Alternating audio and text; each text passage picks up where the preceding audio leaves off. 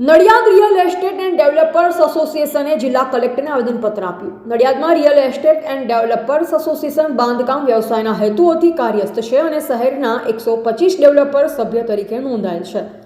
સરકાર દ્વારા થોડા સમય પહેલા જંત્રીના દરમાં ધરખમ વધારો કરેલ હોવા છતાં પ્રવર્તમાન દરમાં 200%થી 2000%નો તોતિંગ અને ધરખમ વધારો કરી 20 નવેમ્બર 2024ના રોજ સૂચિત જંગી બહાર પાડેલ અને રાજ્યમાં આશરે 40,000થી વધુ વેલ્યુ ઝોન છે. આ જંત્રી ફરી તૈયાર કરવા માટે સરકારે પોતાની તમામ ટેકનિકલ ટીમ અને મશીનરીના સહયોગ હોવા છતાં 18 માસનો સમય થયેલ હોવાનું જણાયેલ.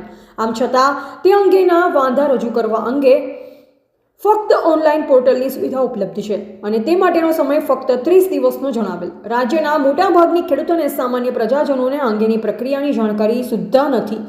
વધુમાં ઘણા કિસ્સાઓમાં દર્શાવેલ દર હાલની બજારની વાસ્તવિક સ્થિતિથી ઘણા વધુ છે. આમ કોઈપણ જગ્યા જંત્રી સાયન્ટિફિક રીતે તૈયાર કરેલ હોવાનું જણાતું નથી અને તેના અમલની સરવાળે ખેડૂત મિલકત ખરીદનાર સામાન્ય પ્રજાજન ઉપર વધારાનું અતિશય આર્થિક ભારણ વધશે, જેનાથી રાજ્યના વિકાસની ગતિ અવરોધાશે તેમ છે. આટલા મોટા પ્રમાણમાં વેલ્યુ ઝોનની જંત્રીનો સંપૂર્ણ અભ્યાસ કરવા અને તે માટેના વાંધા રજૂ કરવા આપેલ સમય મર્યાદા ખૂબ જ અપૂરતી છે અને ઓનલાઈન પદ્ધતિ પણ કેટલા અંશે વ્યવહારિક છે તે પણ સામાન્ય પ્રજા અને ખેડૂતના હિતમાં જોતા કેટલો વ્યાજબી છે તે એક પ્રશ્ન છે. આથી સામાન્ય પ્રજાનું હિત જળવાય અને રાજ્યનો ગ્રોથ અટકે નહીં તે હેતુથી આ સૂચિત જંત્રીમાં સુધારા કરવા અંગે વાંધા સૂચન રજૂ કરવા માટે યોગ્ય પગલાં લેવા માંગ છે. રિપોર્ટર નરેશ ગનવાણી, નડિયાદ.